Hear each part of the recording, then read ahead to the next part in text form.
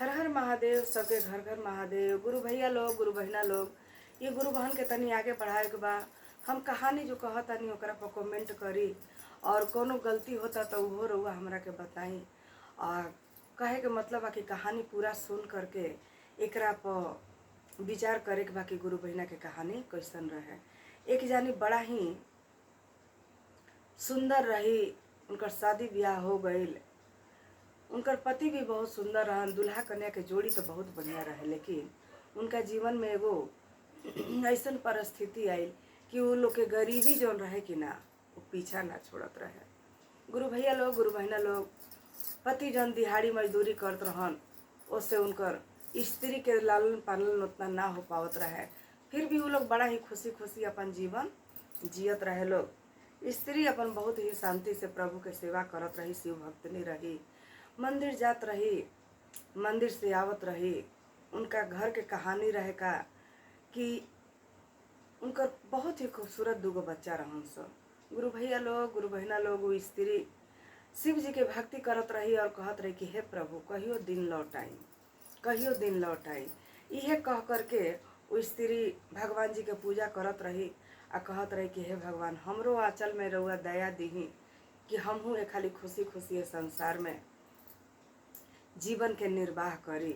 प्रभु हमरो पर दया करी। वो जब भी जात रही तो भगवान जी से इतना मांग करके अब फूल पत्ती जौन बा वो उठा के लेके चली आवत रही, लेके आवत रही, एगो टोकरी में धऽ देत रही और कहत रही कि हे भगवान दिन बदले के हुई तो यही टोकरी में रउआ चमत्कार करम, कह के चल जात रही।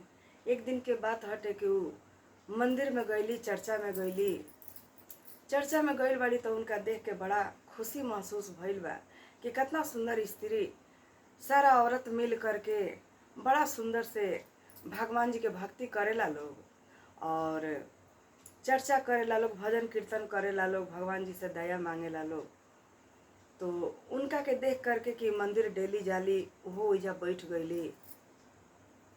त जब घरे आइल बाड़ी कि ना, तब पड़ोस में ही एक जानी तनी उ पैसा कौड़ी में ज़्यादा रहली, तब कहली कि बहन पूजा पाठ करेलू से आज हमरा घरे चर्चा बा, तू आई ह।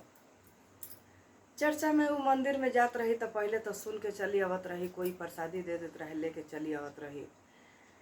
जब पड़ोस में चर्चा भइल कि ना, तो इनका अचानक से इनकर तो दिमाग सन्न हो गईल कि पड़ोस में चर्चा बाई तो एक तरह से पड़ोसी के घर चर्चा में जा तनी तनी भगवान जी के अगरबत्ती और मिश्री बेदाम तो लेके जाही के चाहिए। यही सोच करके वो बेचारी के वो दिन हाथ इतना खाली रहे कि वो मिश्री बेदाम और अगरबत्ती ना ले जाके कहली कि अच्छा तो भगवान जी के सबसे बढ़िया चीज़ होला बेलपत्र, आज हम बेलपत्र ही लेके चल जाता नहीं। गुरु भैया लोग, गुरु बहिना लोग, पड़ोसी होखो या चाहे रिश्तेदार होखो, अगर रउआ बुला देनी कि ना तो वो आदमी के इज्जत भाव में कमी ना करे के चाही, ना तो सब कुछ भगवान जी देखेला। वो गुरु बहन जब लेके गई बड़ी बेलपत्री की ना, तो जिन जानी पैसा में बहुत ज़्यादा रही या जिन जानी बुलौले रही, उनका सोचे के चाही कि नइखे बुलावे के तो मते बुलाई, लेकिन बुला के अपमान ना करी। जब हाथ में वो देखले बड़ी कि उनका हाथ में वो पोलोथीन में दे देले बड़ी बेलपत्री और फूल की ना, तो भगवान जी के भीरी दिया हुआ जला के बैठल बड़ी, भजन कीर्तन करत ताड़ी, लेकिन मुँह टेढ़ा कैली कि इनका इहे जुड़ल ह कह के मुँह टेढ़ा कर लेली। ये बेचारी बहुत भजन कीर्तन कैले बड़ी, अपन घरे आइल बड़ी। जब प्रसादी के बेरा आवे भइल कि ना, बस चटाक से वो कह देली नु कि ई फूले बेलपत्री लेके आइल बड़ी, इनका इतनों के सामंग ना रहे, एक चलते इनका के फूले बेलपत्री दे करके भेज देवे के काम बा। प्रसादी के नाम पर गुरु बहन के फूले बेलपत्री वो लोग दे देले बा लोग। गुरु बहन आइल बाड़ी और बड़ा ही लइकन सबसे लइका कहता सम्मा पड़ोस के आंटी तो बहुत पैसा वाला बाड़ी, जरूर बढ़िया बढ़िया मिठाई और बढ़िया बढ़िया फल के साथ भगवान जी के भोग लगौले हुई हैं। का देले बड़ी माँ? तो ये कहली कि बेटा शिव चर्चा में जे जौन लेके जाला उहे ले मिलेला, ऐसे हमरा नु हम फूले बेलपत्री ले गए रही से फूले बेलपत्री मिलल ह। बेचारी फूल बेलपत्री के अपना आँख से सटा करके प्रभु के नमन करके कह ताड़ी कि हे प्रभु, अब तो पड़ोसी भी हीन ताके लागल, अब रउआ कब दिन लौटाई। अब हिजवा से प्रभु बर्दाश्त से बाहर बा। ऐसन जीवन रउआ काहे के देनी है कि हम रउओ से जुड़ल बानी, तबो संसार हमरा के अपमानित करता। लइकन के बजा के उ सुता परा देले बाड़ी, लेकिन उस दिन रात भर उनका नींद नइखे आइल। रात भर नींद नइखे आइले के चलते और उनका आँख में आंसू आ गइल बा। तनी आंसू उसूँ निकलला से उनकर आँख भी फूल गई रहे। रात को सुतल बाड़ी तो देखा तड़ी अचानक से उनका घर में बहुत सारा अंजोरा हो जाता।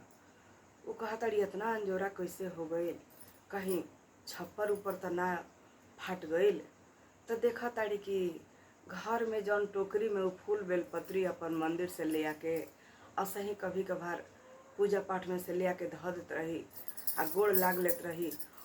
उ टोकरी में पूरा फूल बेलपत्र जौन रहे कि ना, वो सोना चांदी बन के आ एकदम उफन रहल बा। जिस तरह उनका घर में सोना चांदी हीरा जवाहरात बिखरल बाटे।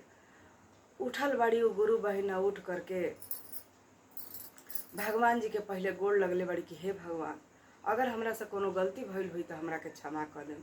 दिन तो प्रभु रउआ लौटा दिहनी, और सत सत नमन बा प्रभु, रउआ सत सत नमन बा। बहुत भगवान जी के माने शुक्रिया अदा करताड़ी और बहुत देर तक माने हर्ष और उल्लास से भगवान जी के उ गोड़ लगले बाड़ी, हृदय से प्रणाम कैले बाड़ी, हृदय से धन्यवाद कहले बाड़ी, कह के अपन सारा घर के सोना चांदी के बटोरले बाड़ी। उतना बुर्बक तो नहीं रही, जीवन के बहुत दुख तकलीफ देखले रही। अपना पति के कहले बाड़ी कि देखी भगवान जी के आशीर्वाद बा, अब रउआ एकरा से छोटा सा काम धंधा शुरू करी। आ छोटा सा काम धंधा शुरू करके रउआ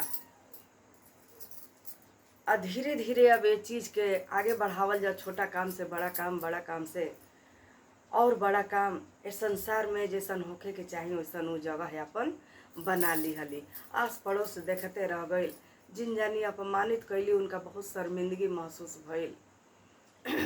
इहो उनका के बुलौले बाड़ी, लेकिन बड़ा सबक से इनका के देले बाड़ी मर मिठाई।